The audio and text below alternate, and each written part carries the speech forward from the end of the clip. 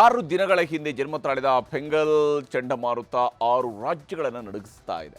9 ಜನರನ್ನ ಈಗಾಗಲೇ ಅದು ಬಲಿ ಪಡೆದಿದೆ. 16 ನಗರಗಳನ್ನೇ ಮುಳುಗಿಸ್ತಾ ಇದೆ. ನೂರಾರು ಊರುಗಳನ್ನು ನುಂಗಿ ಹಾಕಿದೆ. ಸಾವಿರಾರು ಮನೆಗಳನ್ನು ಆಪೋಷಣೆಗೆ ತೆಗೆದುಕೊಳ್ತಾ ಇದೆ.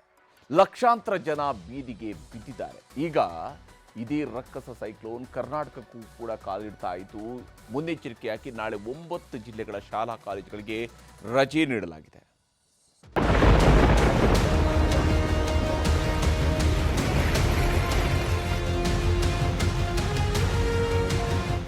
ಜಿಟಿ ಮಳೆ, ಥರಗುಟ್ಟಿಸೋ ಚಳಿ, ಗಡಗಡ ನಡುಗಿಸ್ತಿರೋ ಗಾಳಿ. ಅಬ್ಬಬ್ಬಾ, ಫೆಂಗಲ್ ಚಂಡಮಾರುತ ಇಡೀ ದಕ್ಷಿಣದ ರಾಜ್ಯಗಳನ್ನೇ ಅಲ್ಲೋಲ ಕಲ್ಲೋಲ ಮಾಡಿದೆ.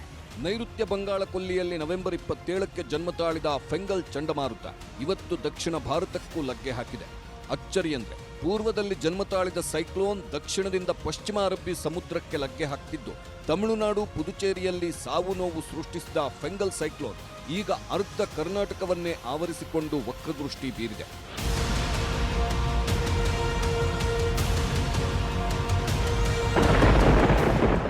ಕರುನಾಡಲ್ಲಿ ಫೆಂಗಲ್ ರಣಾರ್ಭಟ. 9 ಜಿಲ್ಲೆಗಳ ಶಾಲೆ ಕಾಲೇಜುಗಳಿಗೆ ರಜೆ. ಫೆಂಗಲ್ ಸೈಕ್ಲೋನ್ ಹೊಡೆತ ಅರ್ಧ ಕರ್ನಾಟಕಕ್ಕೆ ತಟ್ಟಿದೆ. 3 ದಿನಗಳಿಂದ ಬಿಟ್ಟು ಬಿಡದೆ ಅಬ್ಬರಿಸುತ್ತಿರೋ ಜಿಟಿ ಮಳೆ ಮತ್ತು ಚಳಿಯಿಂದ ಜನ ಹೈರಾಣಾಗಿದ್ದಾರೆ. ಈಗ ಫೆಂಗಲ್ ಸೈಕ್ಲೋನ್ ಕರಾವಳಿಗೆ ಲಗ್ಗೆ ಹಾಕ್ತಿದೆ. ಹಾಗಾಗಿನೇ ರಾಜ್ಯದ 9 ಜಿಲ್ಲೆಗಳ ಶಾಲಾ ಕಾಲೇಜುಗಳಿಗೆ ರಜೆ ಘೋಷಿಸಲಾಗಿದೆ.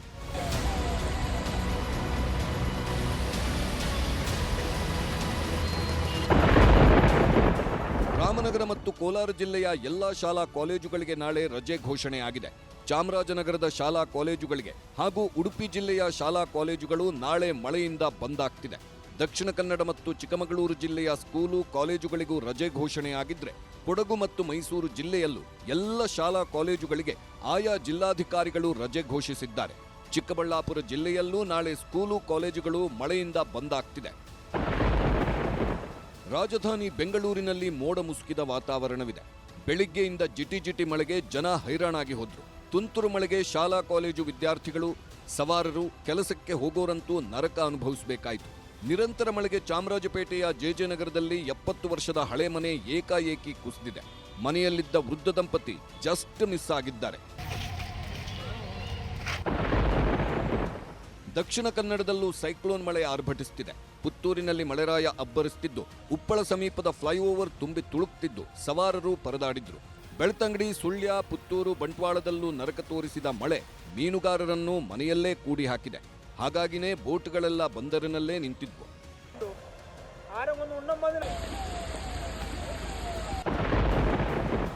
ಚಾಮರಾಜನಗರ ಜಿಲ್ಲೆಯಲ್ಲಿ ನಿರಂತರ ಮಳೆಗೆ ಮಹದೇಶ್ವರ ಬೆಟ್ಟದಲ್ಲಿರುವ ಪುಟ್ಟಸ್ವಾಮಿ ಎಂಬುವರ ಮನೆಗೋಡೆ ಬಿದ್ದಿದೆ. ಜಿಟಿ ಮಳೆಯಲ್ಲಿ ಓಡಾಡುವುದಕ್ಕೆ ಜನ ಪರದಾಡಿದ್ದಾರೆ.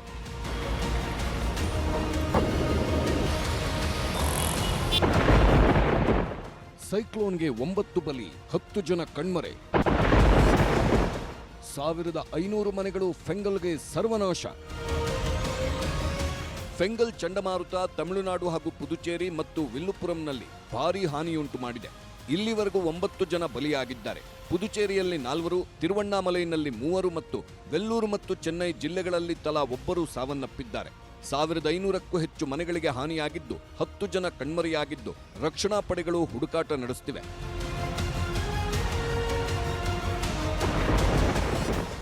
ಕರ್ನಾಟಕಕ್ಕಿಂತ ತಮಿಳುನಾಡಲ್ಲಿ ಫೆಂಗಲ್ ಸೈಕ್ಲೋನ್ ಸೃಷ್ಟಿಸಿರೋ ಅವಾಂತರ ರಣಭೀಕರ.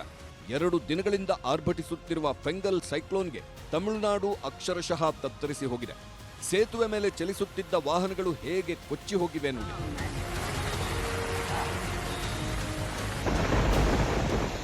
ಇದು ಕೃಷ್ಣಗಿರಿ ಜಿಲ್ಲೆಯ ಮಳೆ ಅವಾಂತರ.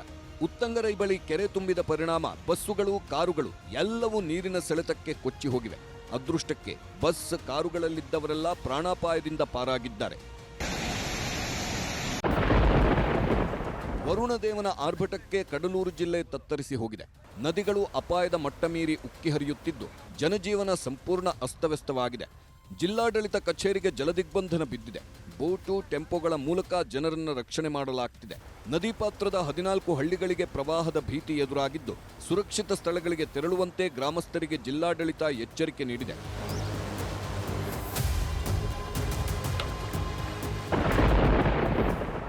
ಇಲ್ಲಿ ನೋಡಿ, ಫುಟ್ಪಾತ್ ಮೇಲೆ ಬರ್ತಿದ್ದ ಮಹಿಳೆ ಹೇಗೆ ಬಿದ್ರು ಅಂತ. ಧಾರಾಕಾರ ಮಳೆಯಿಂದ ತಮಿಳುನಾಡಿನ ಕಡಲೂರು ಕೆರೆಯಂತಾಗಿದೆ.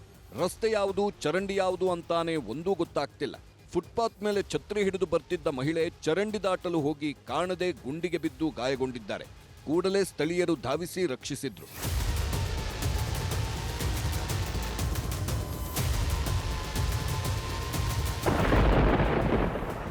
ಒಂದು ಕಡೆ ಗುಡುಗು ಸಿಡಿಲು, ಮತ್ತೊಂದು ಕಡೆ ಗುಡ್ಡದ ಭೂತ. ಈ ದೃಶ್ಯ ನೋಡ್ತಿದ್ರೆ ಎದೆ ಜಲ್ಲೆ ಎನ್ನಿಸುತ್ತೆ. ಗುಡ್ಡಗಾಡು ಪ್ರದೇಶದಲ್ಲಿರುವ ವಿರುದುನಗರದಲ್ಲಿ ನಿರಂತರ ಮಳೆಯಿಂದ ಗುಡ್ಡ ಕುಸಿಯಲು ಶುರುವಾಗಿದೆ. ಗುಡ್ಡದ ಮಣ್ಣು ಮನೆಗಳ ಮೇಲೆ ಜಾರುತ್ತಿದ್ದು ಬೈಕ್ಗಳು ಕೊಚ್ಚಿ ಹೋಗಿವೆ. ಸ್ಥಳೀಯರು ಜೀವ ಭಯದಲ್ಲೇ ವಾಸಿಸುತ್ತಿದ್ದಾರೆ.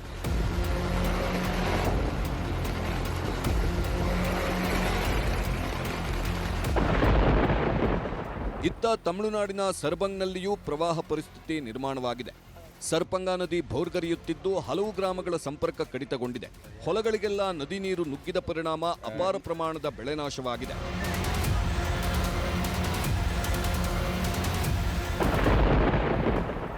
ವೆಲ್ಲೂರಿನಲ್ಲೂ ಸೈಕ್ಲೋನ್ ಪ್ರತಾಪ ಜೋರಾಗಿದ್ದು ಮನೆಗಳಿಗೆಲ್ಲ ಮಳೆ ನೀರು ನುಗ್ಗಿ ಕುಟುಂಬಗಳು ಪರದಾಡುತ್ತಿವೆ.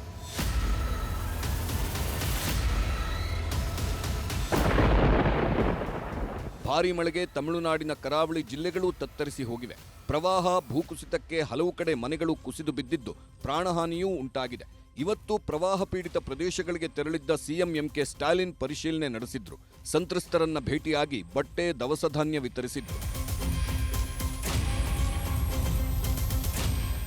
ಫೆಂಗಲ್ ಚಂಡಮಾರುತ ಎಫೆಕ್ಟ್ ಕೇರಳಕ್ಕೂ ತಟ್ಟಿದೆ. ಪಟ್ಟಣಂತಿಟ್ಟ ಜಿಲ್ಲೆಯಲ್ಲಿ ಭಾರೀ ಮಳೆಯಾಗುತ್ತಿದೆ.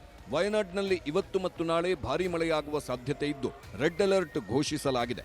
ವಯನಾಡ್ನಲ್ಲಿ ಮತ್ತೆ ಗುಡ್ಡ ಕುಸಿತದ ಆತಂಕವಿದ್ದು ಎನ್ಡಿಆರ್ಎಫ್ ಪಡೆ ಬೀಡು ಬಿಟ್ಟಿದೆ. ಇನ್ನು ಕಾಸರಗೋಡು, ಕಣ್ಣೂರು, ಕೋಯಿಕೋಡ್, ಮಲ್ಲಪುರಂನಲ್ಲೂ ರೆಡ್ ಅಲರ್ಟ್ ಘೋಷಿಸಲಾಗಿದೆ. We are from 4th NDRF team. As you know that today is a red alert in Wayanad. So our sub team is always a 24/7 in standby mode.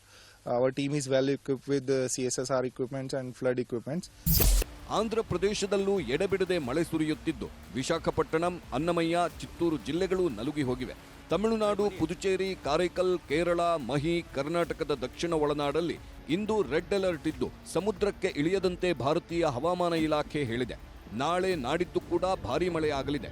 ಕರ್ನಾಟಕದಲ್ಲೂ ಫೆಂಗಲ್ ಹುಚ್ಚಾಟ ನಾಳೆ ನಾಡಿದ್ದು ಮುಂದುವರಿಯಲಿದೆ. ಸೊ ಎಚ್ಚರವಾಗಿರಿ.